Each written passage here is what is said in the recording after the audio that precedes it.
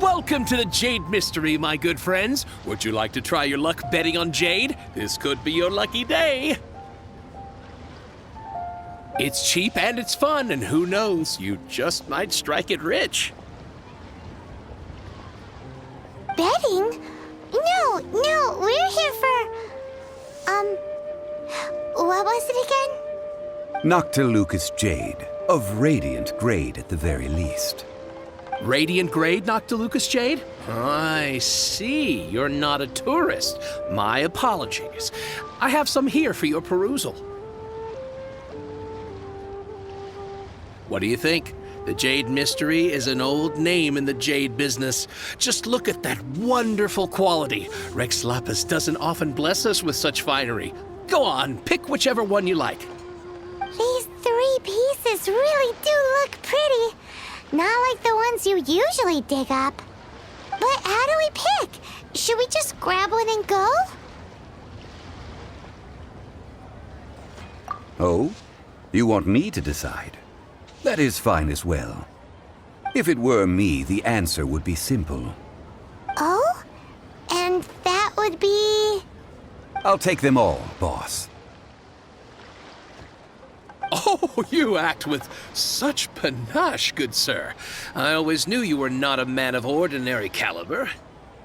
Oh, wait, boss! That one didn't count! We need to discuss it again!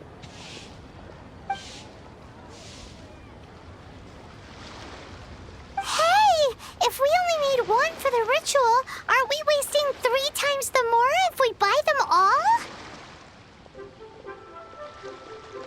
Oh, Mora. It is as you say. I suppose I overlooked this particular aspect of the transaction. Huh? How do you not think about Mora when buying things? If one must always consider Mora before acting, then in all things one is bound by Mora. What?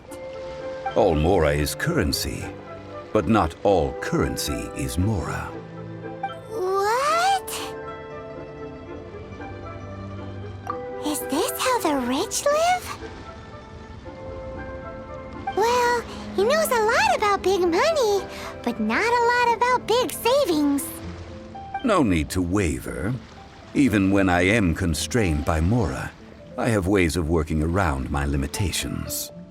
Evaluating the quality of Noctilucous Jade is indeed very tricky. As crude ore, there is little difference in texture, lustrousness, and internal pattern between good and bad jade. Only after the item made using Noctilucous Jade has taken shape will you be able to see whether it is up to par or not.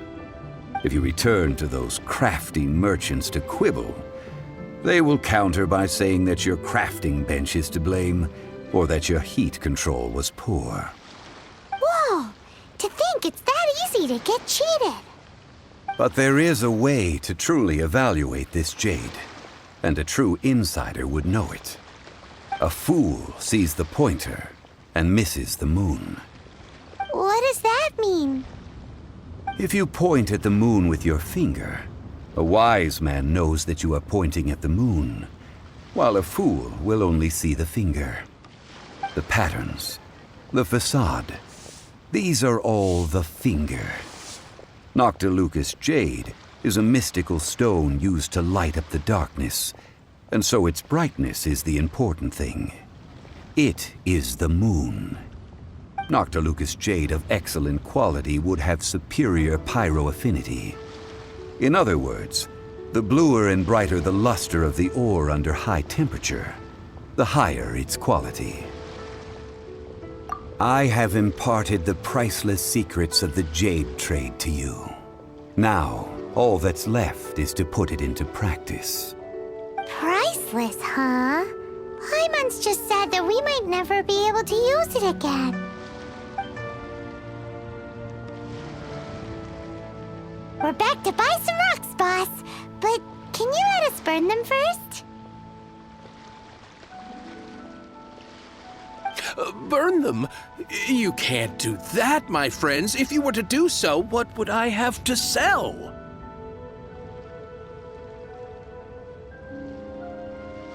That would... well... fine. As you wish, then. How about this? I can take a small sample of all three. I'll take a bit of a loss. We'll count it as a friendly gesture. Don't worry. I know the rules. As long as we can prove that it is good jade, you will not take a loss. All right. Take these as samples. I've carved them off with a knife and tagged them to boot. Aren't these too thin? Even paper's thicker. No, even a bug's wings are thicker. These are almost see-through.